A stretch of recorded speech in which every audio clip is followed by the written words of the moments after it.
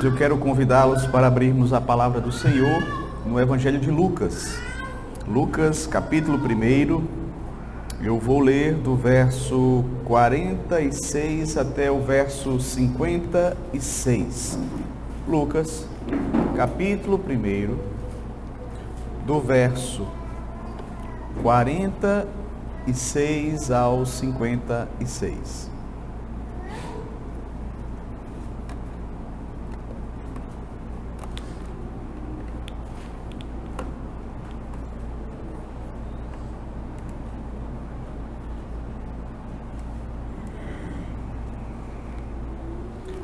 Lucas 1, do verso 46 ao 56, que nos diz assim: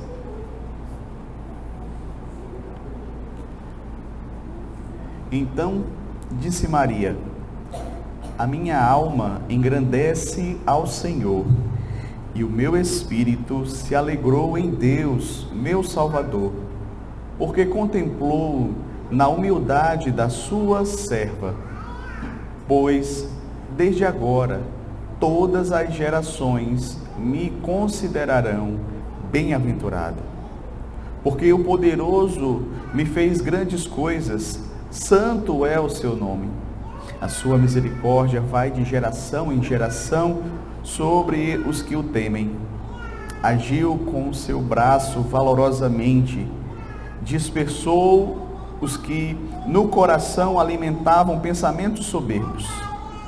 Derribou do seu trono os poderosos e exaltou os humildes. Encheu de bens os famintos e despediu vazio os ricos. Amparou a Israel, seu servo, a fim de lembrar-se da sua misericórdia a favor de Abraão e de sua descendência para sempre, como prometera aos nossos pais. Maria permaneceu cerca de 3 meses com Isabel e voltou para casa. Até aqui, queridos, a leitura da palavra de Deus. Nós vamos fazer uma oração ao Senhor nesse momento. Vamos nos dirigir a Deus em oração. Senhor Deus, graças te rendemos, ó Pai, pelo grande privilégio de podermos, no dia do Senhor, nos reunirmos para cultuarmos a Ti, para Te darmos o louvor, a adoração e a honra que Te é devida. Ó Deus, tem misericórdia das nossas vidas, que o Senhor Deus possa nos conduzir nesse momento em que estaremos meditando na Tua Palavra, que o Senhor possa tirar todo o empecilho, que o Senhor possa nos auxiliar a compreender, Senhor, a Tua Palavra, e assim, Senhor, guardá-la em nossos corações e praticarmos, vivermos de acordo com ela e assim glorificarmos a Ti por meio das nossas vidas. Abençoa, Senhor, as vidas de todos nós. Que o Senhor nos auxilie nesta manhã, para que possamos sair e retornar para os nossos lares, edificados pela Tua Palavra, desejosos por colocar em prática as verdades que o Senhor há de nos ensinar por meio da pregação da Tua Palavra. Assim, Senhor, eu te peço, em nome de Jesus. Amém. Amém. Queridos, a nossa teologia, ela influencia diretamente a nossa adoração.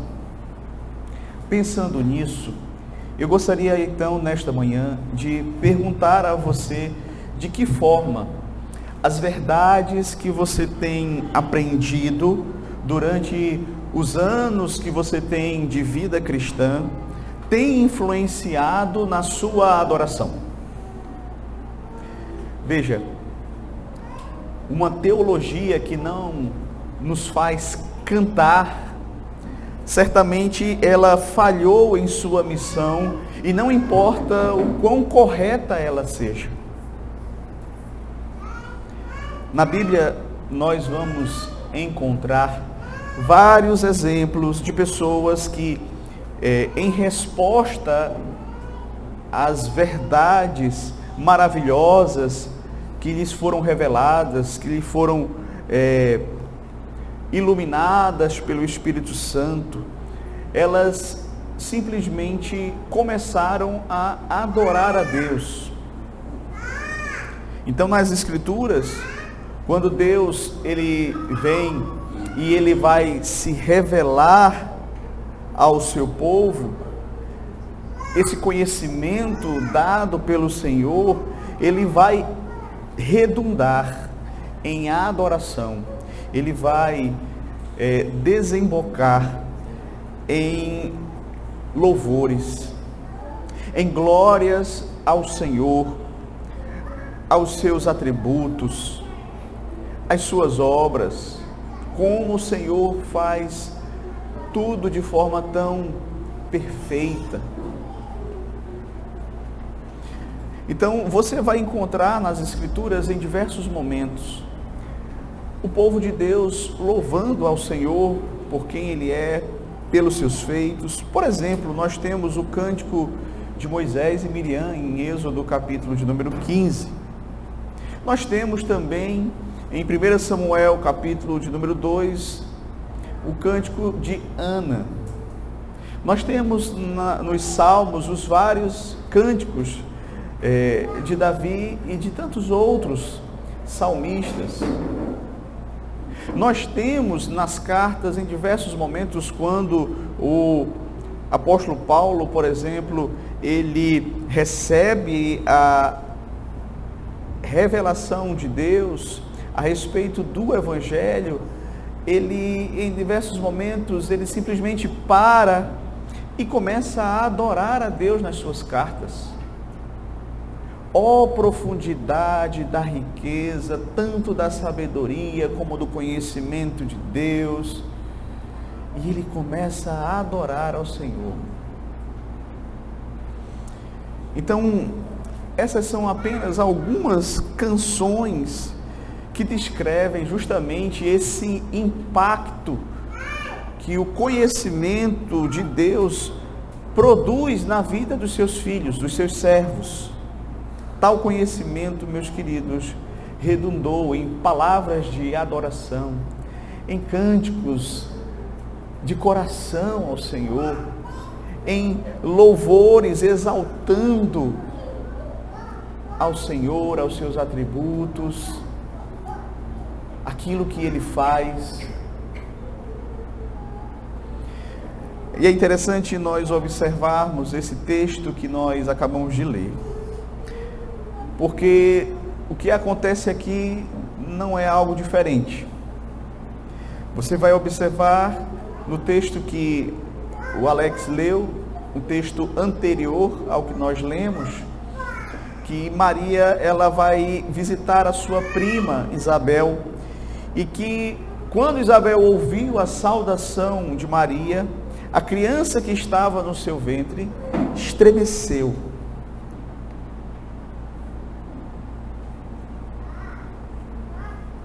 E Isabel, então, passa a adorar e a louvar ao Senhor. E aqui, meus queridos, no texto, nós vamos perceber que Maria também vai expressar a sua fé, vai expressar o seu amor, vai expressar a sua entrega ao Senhor por meio desse cântico. Então, vejamos, queridos, aqui no cântico que Maria entoa ao Senhor nosso Deus, pelos seus atributos, algumas verdades preciosas. Nós vamos observar aqui alguns pontos, eu gostaria de compartilhar com você nesse cântico. E o primeiro deles é que Maria louva ao Senhor por sua graça para com ela. Maria aqui, ela vai adorar a Deus por ter sido gracioso para com a sua vida. Observe o verso 46, que começa dizendo assim: Então disse Maria, a minha alma engrandece ao Senhor, e o meu espírito se alegrou em Deus, meu Salvador, porque contemplou na humildade da sua serva. Pois desde agora todas as gerações me considerarão bem-aventurada, porque o poderoso me fez grandes coisas.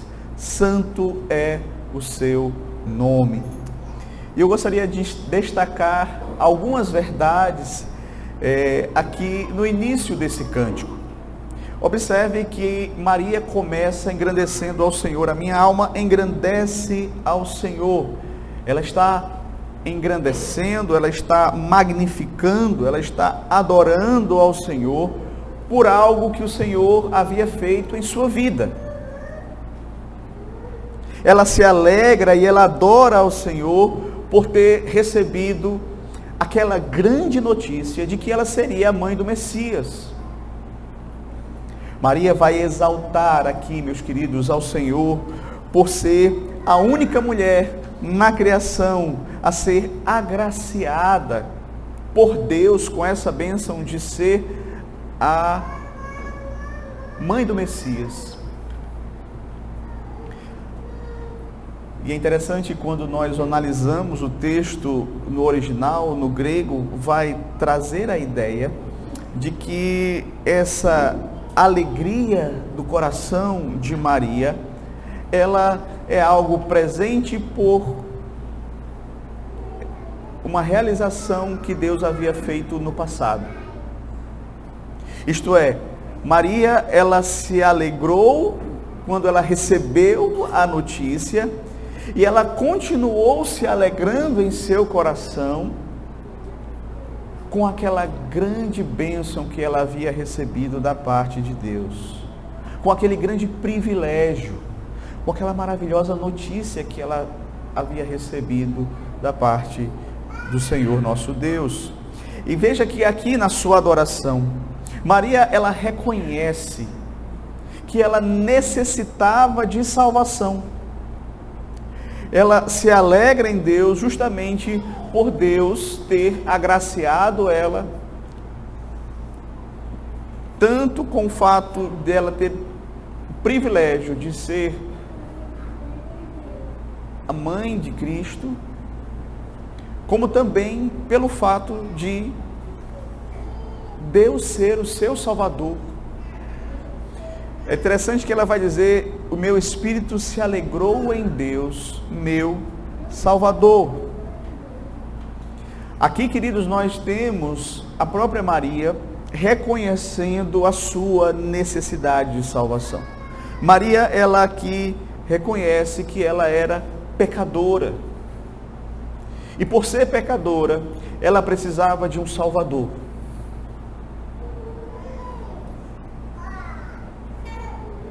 Lembre-se que nós tivemos a oportunidade de estudar Mateus capítulo 1, quando ela foi visitada e o Senhor também falou a José, seu marido,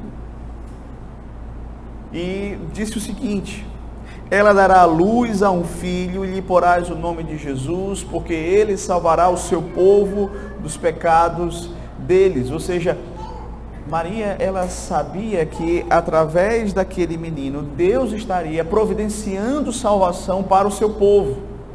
Então ela via ali, no bebê que estava em seu ventre, o cumprimento da promessa de que Deus enviaria o Redentor. Mais ainda, se você observar no verso 48, ela diz: porque contemplou na humildade da sua serva. E aqui, queridos, quando nós observamos essa palavra contemplar, ela basicamente significa que Deus olhou favoravelmente para ela. Deus foi gracioso com Maria. Deus foi bondoso com Maria. E ela, sendo uma moça humilde, uma camponesa, uma moça pobre, veja que Deus a escolheu dentre todas as mulheres.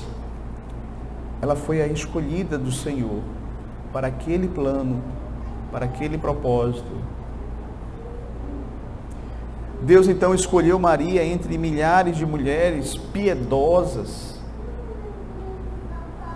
tanto do passado quanto da sua época. Dentre tantas mulheres piedosas, ela foi escolhida. E Maria reconhece isso, que foi graça do Senhor, que foi misericórdia do Senhor para com a sua vida. Mesmo ela sendo uma jovem humilde, uma moça pobre, uma camponesa, mas foi ela que Deus quis usar para cumprir o seu propósito de trazer o seu filho ao mundo. Então, é importante nós lembrarmos disso. Vale lembrar que como uma camponesa ali de Nazaré, essa mulher, ela não era considerada como sendo alguém importante. Talvez ela fosse importante para a sua família, certamente o era, mas era mais uma moça humilde, não era uma pessoa que era considerada pela sociedade, mas foi justamente essa moça humilde que Deus quis usar. E Maria, então, meus queridos, era alguém que ali na sua sociedade ela era insignificante.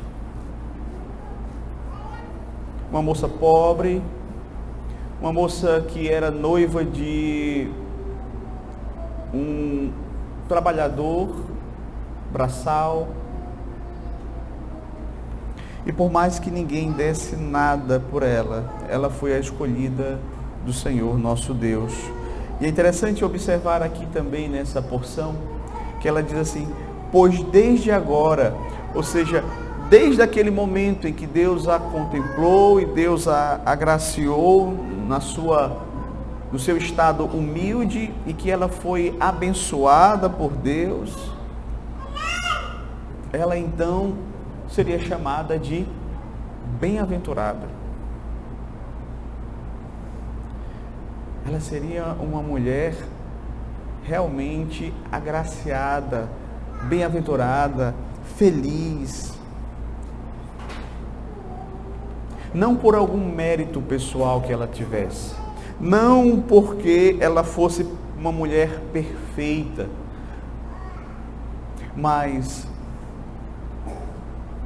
porque Deus a havia escolhido, por causa daquela criança que estava ali no seu ventre. Por essa razão, ela era uma mulher bem-aventurada, uma mulher abençoada por Deus. E note que Maria, ela não vai afirmar aqui que as gerações vão louvá-la, vão adorá-la, vão venerá-la, mas que todos vão louvar a Deus pelo modo maravilhoso como Deus agiu na vida dela. Você vai perceber claramente aqui que o alvo da adoração, da honra, da glória, está todo em Deus e não na pessoa de Maria. Percebe-se claramente nas palavras do cântico que Maria, ela não quer ser exaltada. E em nenhum lugar aqui ela vai pedir que ela seja considerada como sendo uma pessoa santa no sentido de perfeita. Por isso, queridos, que nós não temos autorização da palavra de Deus para dar a Maria uma glória que ela não merece, que ela não recebeu de Deus e que ela em nenhum momento reivindicou. Ela não deve ser considerada por nós como a rainha dos céus.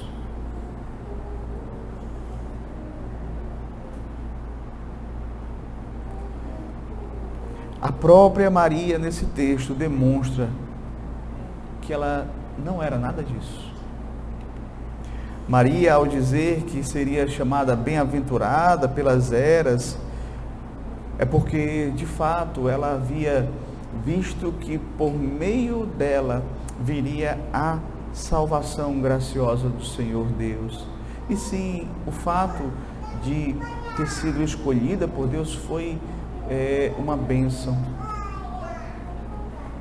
Foi realmente um grande privilégio para ela. E ela reconhece isso, que mesmo sendo uma moça humilde, que carecia de salvação, mesmo assim Deus a escolheu graciosamente. Mais uma segunda verdade que eu gostaria também de destacar aqui, é que você vai perceber no Cântico de Maria, que ela vai louvar ao Senhor pelo poder e pela misericórdia manifestado entre as nações. Deus, através daquela criança que estava ali no ventre de Maria, estaria manifestando o seu poder e a sua misericórdia entre as nações. Então, veja aqui no verso 50 a 53, ela vai dizer assim: a sua misericórdia vai de geração em geração sobre os que o temem. Agiu com o seu braço valorosamente, dispersou os que no coração alimentavam pensamentos soberbos, derribou do seu trono os poderosos e exaltou os humildes, encheu de bens os famintos e despediu vazio os ricos. Observe, queridos, que na sequência, a partir do verso de número 50, Maria louva a Deus especificamente por seus atributos. Ela vai mencionar a misericórdia e o poder de Deus, que podem ser contemplados na maneira como Deus age. A misericórdia que vai de geração em geração para com aqueles que o temem.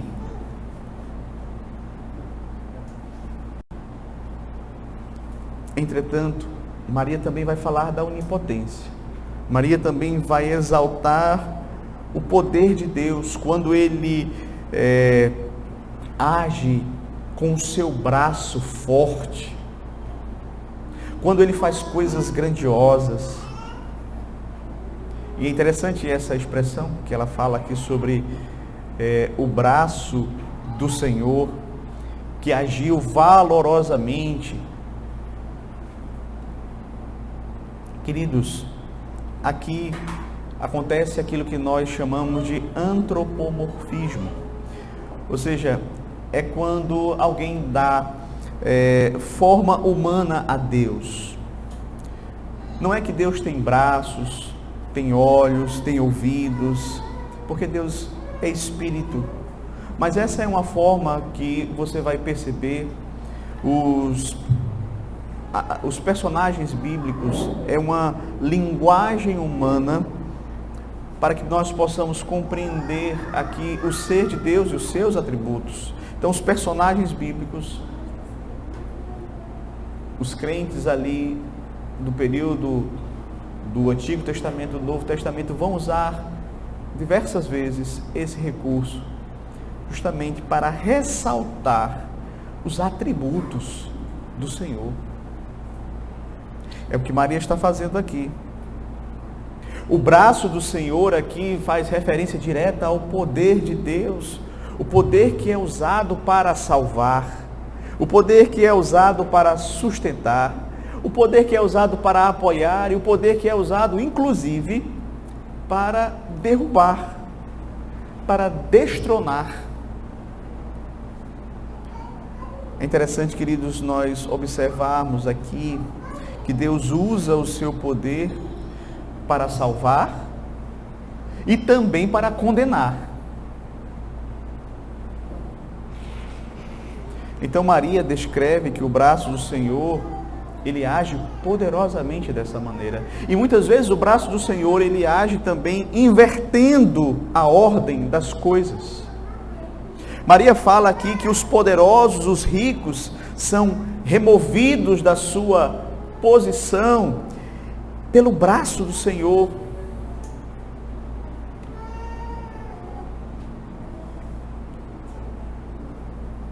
E de fato, queridos, essa é uma das formas como Deus manifesta o seu poder no decorrer da história, é que Ele institui reis e é Ele quem tira reis. Ele que muitas vezes levanta e Ele que muitas vezes abate. Então nós vamos ver esse movimento acontecendo no decorrer da história.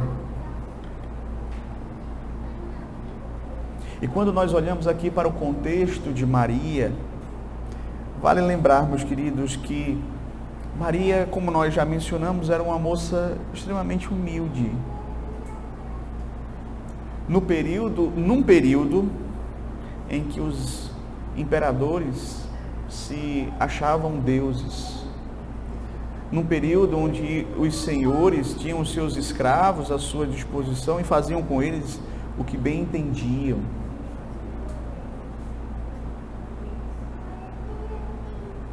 Nesse momento, meus queridos, nós vamos perceber justamente aqui Maria reconhecendo que diante desta realidade, Deus é quem controla todas as coisas. Deus é quem, meus queridos, está acima de todos, dos mais poderosos, e Ele age como Ele quer, e Ele levanta quem Ele quer e Ele abate a quem Ele quer.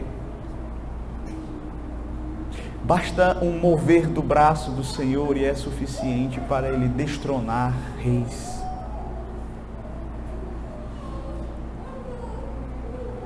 E o contraste que você percebe que Maria estabelece aqui no seu cântico é que, se por um lado Ele é poderoso o suficiente para derrubar governantes soberbos, autoritários,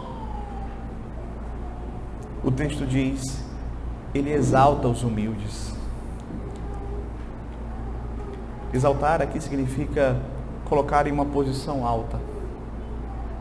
E, meus queridos, foi exatamente isso que Maria experimentou. Você já pensou nisso?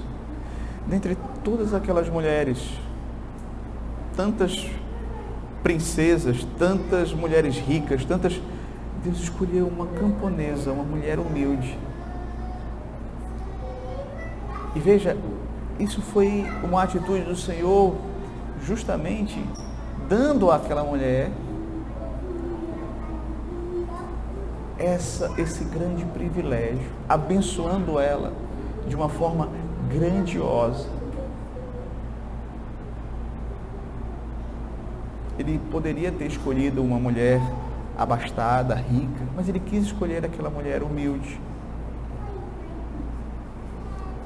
Então, queridos, Maria foi colocada numa posição abençoada pelo braço do Senhor. Por isso que você vai observar aqui no verso 53, Maria relatando que Deus enche de provisão aqueles que nada têm. Ele encheu de bens os famintos. Maria está dizendo que Deus é aquele que se importa com os famintos, com os pobres, não é? Ele é aquele que abastece, tanto fisicamente quanto espiritualmente. Ele é aquele que provê para os humildes. E você percebe muito presente nesse cântico de Maria essa realidade.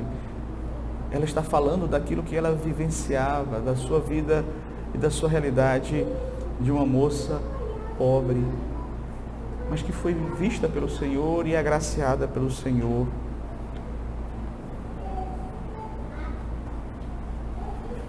E ela vai dizer justamente isso, ela vai dizer, veja, Deus, Ele abençoa, Ele supre, Ele sustenta, Ele alimenta os famintos.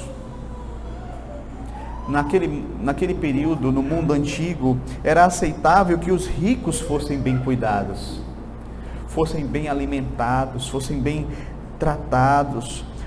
Os pobres, naquela época, estavam fadados a viverem em constantes dificuldades, necessidades. Mas Maria faz questão de ressaltar aqui: Deus não está indiferente diante dessa realidade. E Deus está, assim, através de Cristo, abençoando.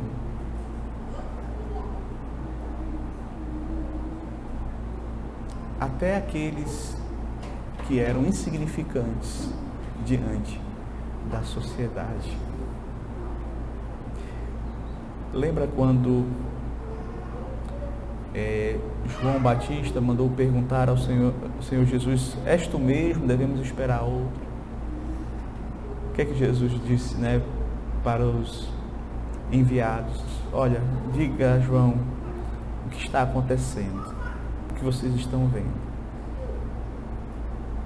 Que os cegos enxergam, que os mancos são restaurados.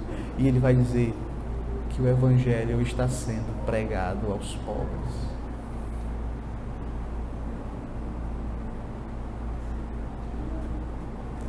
Então veja, queridos, aqui nós temos isso.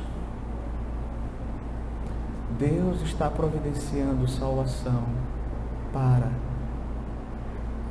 todos, inclusive para os humildes. Aos famintos, que trazem dentro de si um sincero anseio pela vinda e pelo socorro do Messias, Ele enche com perpétua alegria, alegria de vida eterna. Os ricos, aqueles que já se sentem satisfeitos, saciados, Maria diz, Ele despede esses com as mãos vazias. Então, queridos, esse hino, esse cântico, ele demonstra a certeza de que a graça de Deus vai enriquecer até os mais humildes. E Maria aqui demonstra a certeza de que a graça de Deus há de enriquecer e saciar pessoas como ela. Pessoas que não eram valorizadas, pessoas que eram esquecidas, pessoas que viviam à margem. Terceiro ponto que eu gostaria de ressaltar é que você vai observar, Maria louva ao Senhor pela fidelidade dele para com a sua aliança. Observe no verso 54 e 55 que Maria ela vai concluir o seu cântico exaltando a fidelidade do Senhor, a sua aliança.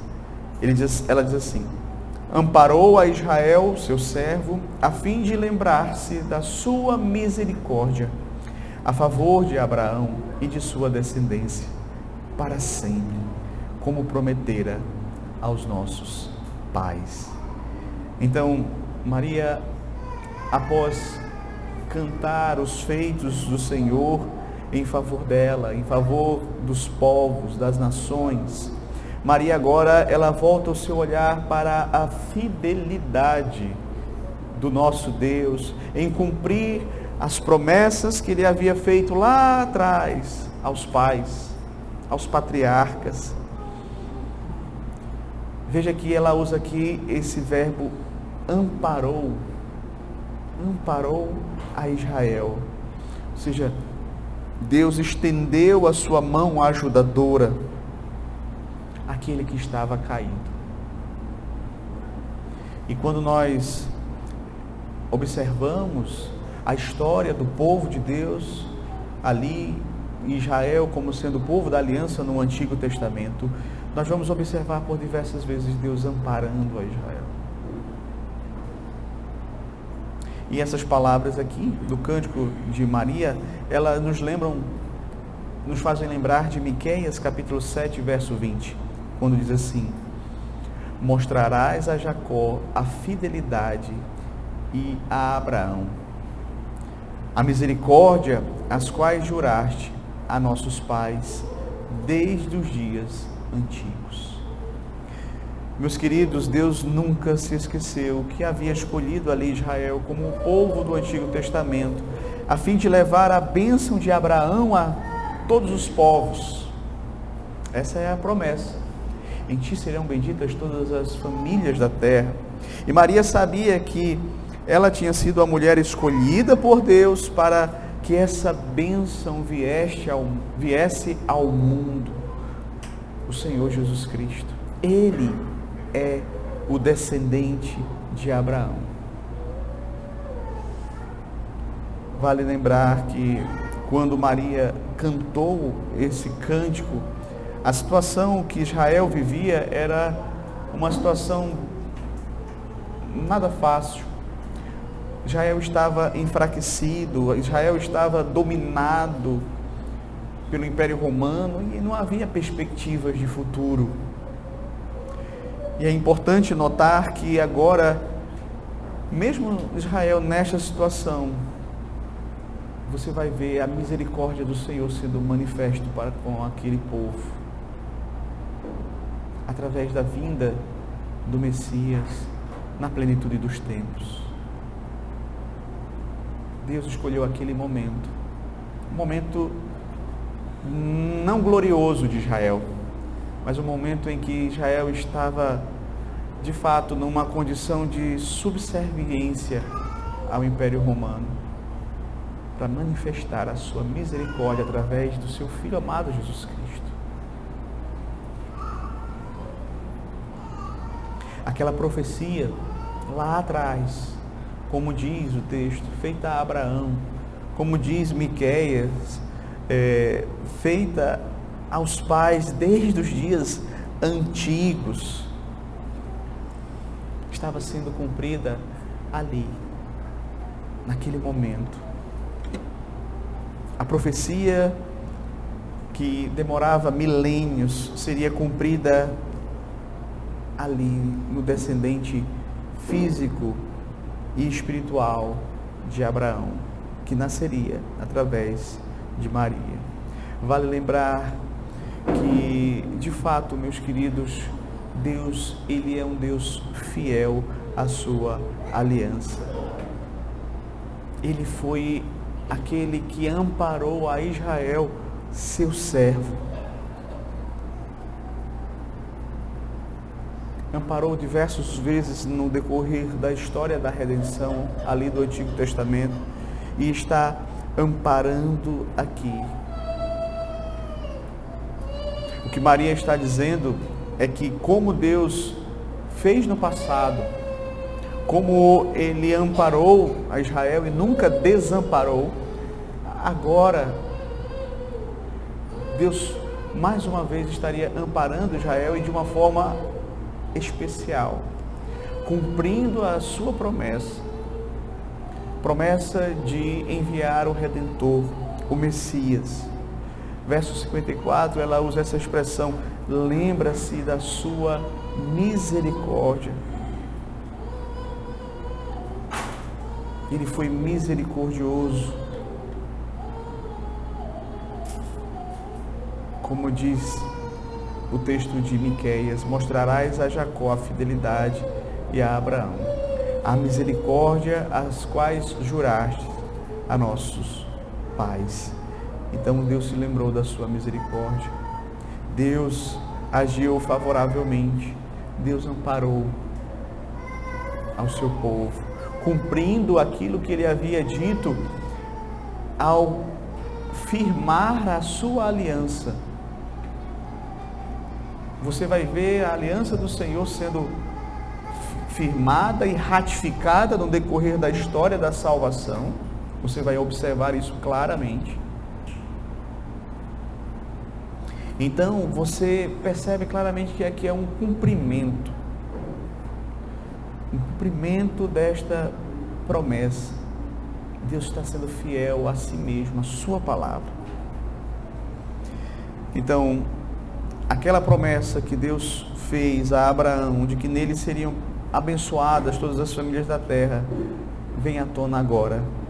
Quando Maria canta o seu cântico, ela confirma o que estava acontecendo. Era justamente a concretização da promessa feita ao patriarca Abraão. Então, no seu cântico, ela vai exaltar, meus queridos, a fidelidade do Senhor Deus em proteger o seu povo no decorrer da história e de abençoar o povo do pacto. Maria enfatiza aqui, queridos, a continuação da história da salvação na vinda de Cristo. A ação de Deus é o cumprimento, justamente aqui, é o cumprimento do pacto. Aquilo que Deus estava fazendo ali era justamente honrar a sua palavra, aquilo que Ele havia prometido. Então entenda que Maria, ela celebra o Deus que se lembra das suas promessas, o Deus que se lembra do seu pacto, o Deus que se lembra da sua misericórdia. E veja que Maria foca aqui de uma forma maravilhosa no fato de que Deus havia empenhado a sua palavra e agora Ele estava cumprindo. Deus é fiel, aquilo que de fato Ele prometeu, Ele vai cumprir. A chegada do Messias é o maior de todos os exemplos da fidelidade de Deus às suas promessas.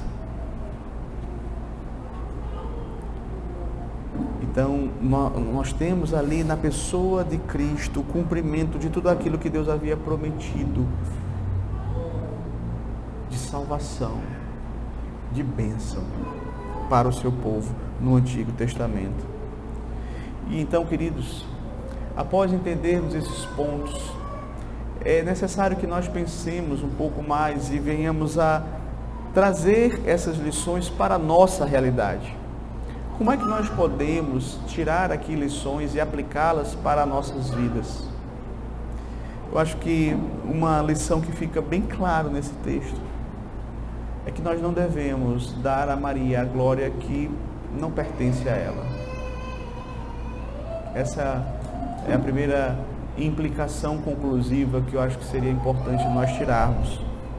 Esse texto, queridos, nós vamos ter claramente aqui as palavras de Maria, confessando que era bem-aventurada, porque Deus lhe concedeu a bênção de ser a genitora materna do seu filho. E meus queridos, nada nesse texto, em nenhum momento aqui do texto e em nenhum outro lugar das Escrituras, sugere que Maria deve ser glorificada, que ela deve ser adorada, que ela deve ser venerada. Ela é uma serva que serviu a Deus de forma submissa nessa missão que Deus havia escolhido ela para realizar.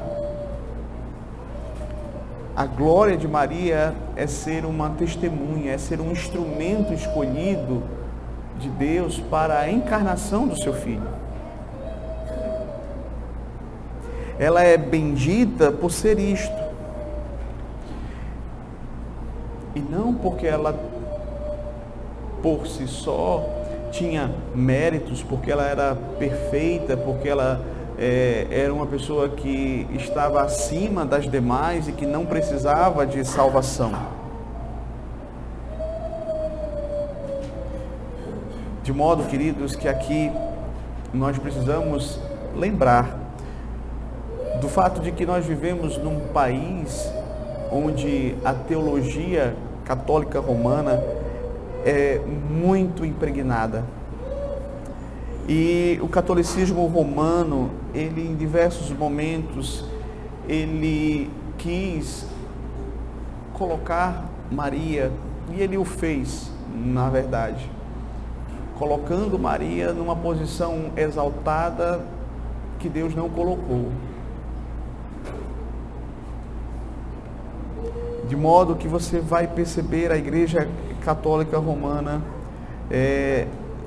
principalmente ali no século XVIII, querendo defender a mediação universal, a maternidade compassiva de Maria. E ali na teologia católica você vai perceber uma confiança ilimitada em Maria. Você vai perceber que ela é colocada como sendo o meio pelo qual todas as bênçãos, todas as graças dispensadas para a salvação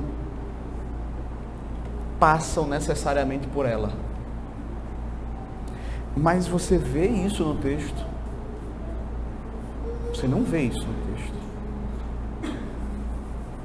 Nem aqui, nem em outras partes das Escrituras. Pelo contrário, você vê um ensinamento que justamente mostrando que Maria era uma serva de Deus, uma mulher abençoada por Deus, mas que ela não tinha poder e autoridade sobre Cristo,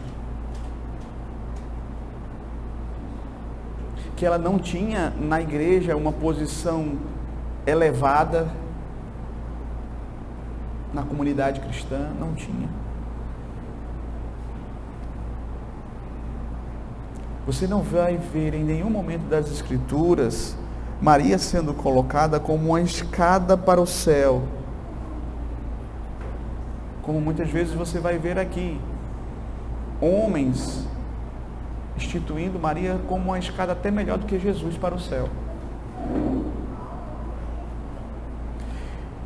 Então você percebe, meus queridos, que esse é um dos argumentos pelos quais nós chegamos à conclusão de que nós não temos a mesma fé que a Igreja Católica Romana e, portanto, não podemos chamá-los de irmãos.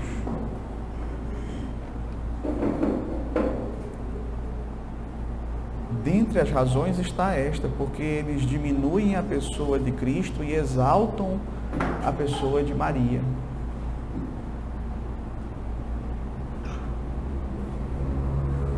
Nós cremos num Cristo diferente do Cristo que eles creem.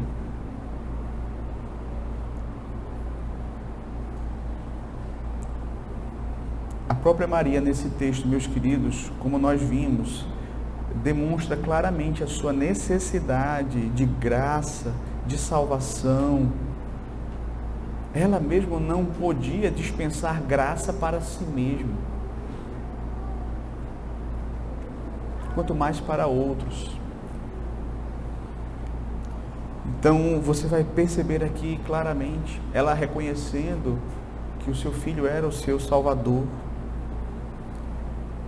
Que nós possamos, queridos, como Maria, reconhecermos que precisamos da graça salvadora de Cristo. E aqui cabe a pergunta: você já reconheceu isso? Que você precisa de Cristo, que você precisa de um Redentor, que você precisa de um Salvador, que não há nenhum ser humano que seja bom o suficiente para salvar a si mesmo.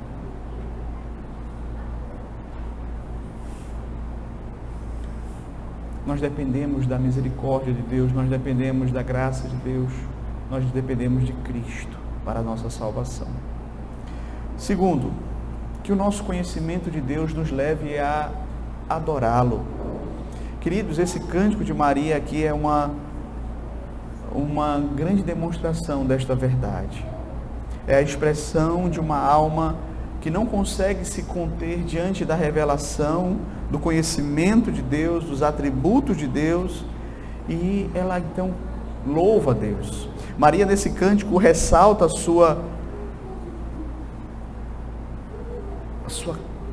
seu desejo de exaltar a Deus por aquilo que Ele é, por aquilo que Ele fez, por aquilo que Ele estava realizando no decorrer da história, inclusive através da sua vida.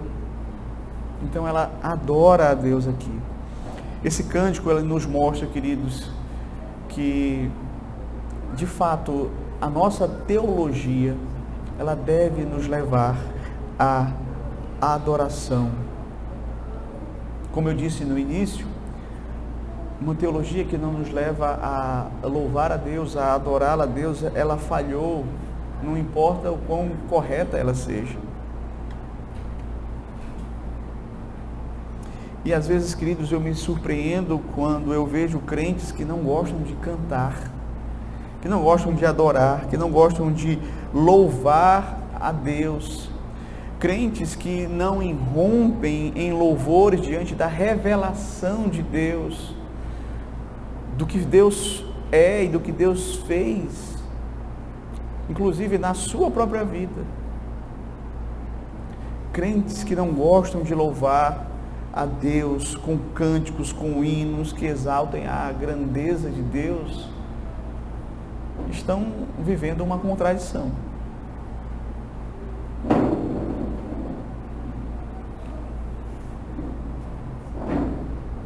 E é interessante porque é uma contradição, inclusive com o próprio universo.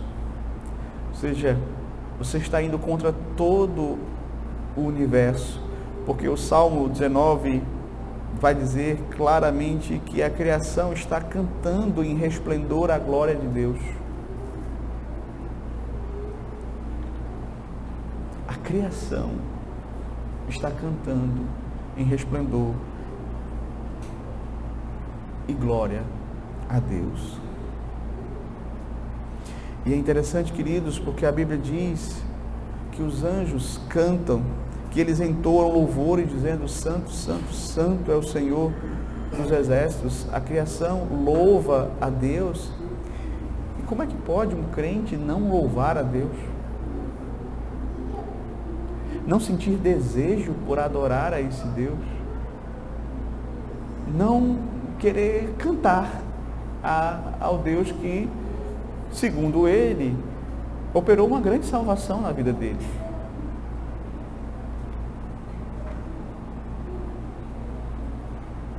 A Bíblia fala que inclusive os santos nos céus, eles não estão em silêncio, eles também louvam a Deus. Apocalipse capítulo 5, do 11 ao 12, nos diz que no céu eles estão cantando que digno é o Cordeiro que foi morto de receber poder, sabedoria, força, honra e glória pelos séculos dos séculos. Então, se todo o universo canta em louvor a Deus, é bem provável que o fato de nós não cantarmos, o problema não está em Deus, mas está em nós. Então, meu querido, a verdade é que um coração, quando contempla a glória de Deus, ele se torna, de fato, desejoso por expressar a sua devoção a esse Deus através de louvores. Por isso que, antes de cultuar ao Senhor, peça a Deus que lhe dê maior percepção da obra da salvação, da pessoa e da beleza do seu Redentor. Que você possa pensar e meditar e refletir a respeito disso. E às vezes a gente falha nisso, porque a gente chega na igreja, às vezes a gente não para pensar em que logo ali, alguns instantes, nós estaremos adorando a Deus. E nós precisávamos estar em contrição, refletindo sobre as verdades da palavra de Deus, do ser de Deus, os seus atributos, a sua salvação. Nós deveríamos pedir: Senhor, abre os meus olhos para que eu possa contemplar a beleza do meu Salvador, que eu vou adorar agora, que eu vou louvar agora.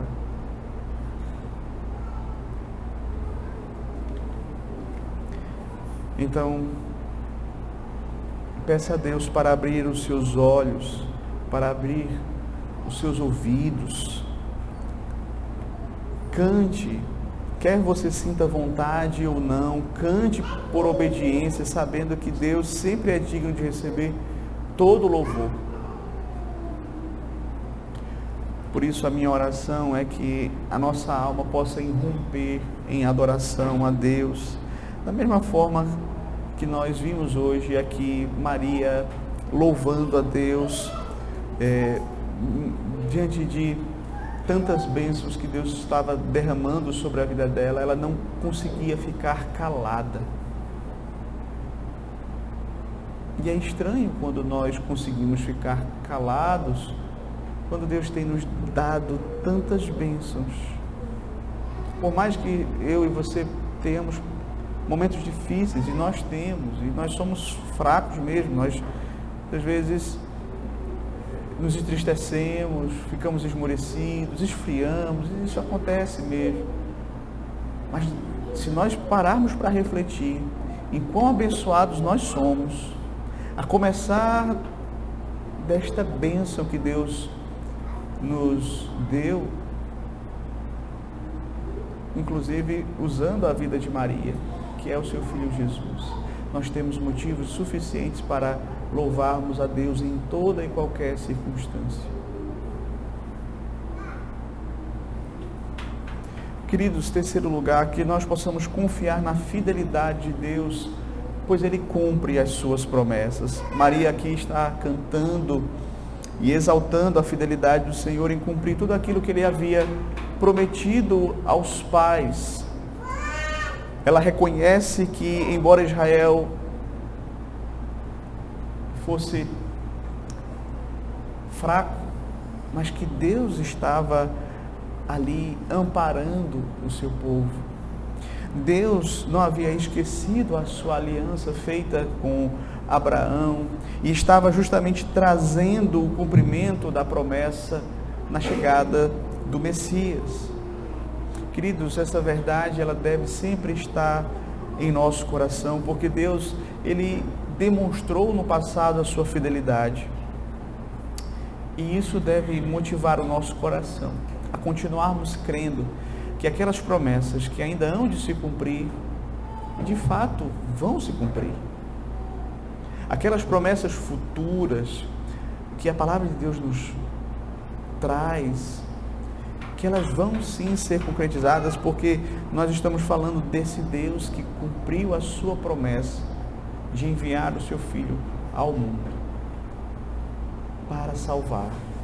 Ele também vai cumprir a promessa que Ele fez, de que o seu Filho retornaria a este mundo para julgar, para separar aqueles que pertencem a Ele daqueles que não pertencem. Então, que de fato, meus queridos, possamos cantar a fidelidade do Senhor, cantar por causa da fidelidade do Senhor, porque nós sabemos que Ele cumpre todas as suas promessas. Quando nós cantamos, meus queridos, nós não estamos somente lembrando daquilo que Deus fez no passado, mas nós também estamos proclamando a nossa convicção, a nossa certeza, a nossa confiança de que Ele continua fiel e vai cumprir tudo aquilo que Ele nos prometeu em Cristo Jesus. Quarta e última aplicação. Queridos, a humildade diante de Deus é o caminho para experimentarmos a sua graça. Por quê? Porque Deus resiste aos soberbos, mas dá graça aos humildes. Então Maria reconheceu que ela era apenas uma serva humilde, uma moça pobre,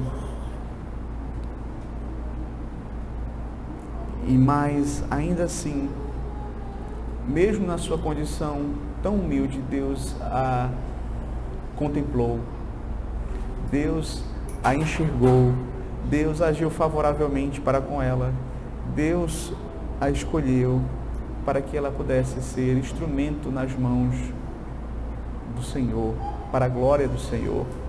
Isso nos ensina, queridos, que Deus, Ele não vai olhar para a posição social, para recursos, para títulos ou fama. Mas se de fato, meus queridos, fomos escolhidos por Ele, e nosso coração é um coração quebrantado, disposto a servi-lo.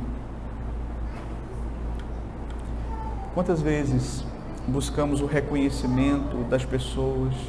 Quantas vezes buscamos status, buscamos influência, buscamos ter poder? Como se essas coisas, elas de fato valessem alguma coisa diante de Deus. A verdade é que o Senhor exalta os humildes e resiste aos soberbos. E veja, tem muitas pessoas que, mesmo elas sendo pessoas que têm influência, que são ricas e que têm condições, mas elas continuam sendo pessoas humildes. Uma coisa não está necessariamente atrelada à outra, assim como também há pessoas que são pobres e que são soberbas. Isso é verdade. Mas o fato é, queridos, que a vida de Maria aqui e o testemunho dela nos lembra que a verdadeira grandeza não está em ser visto pelos homens, mas em ser alvo da graça de Deus. E muitas vezes a gente não percebe isso.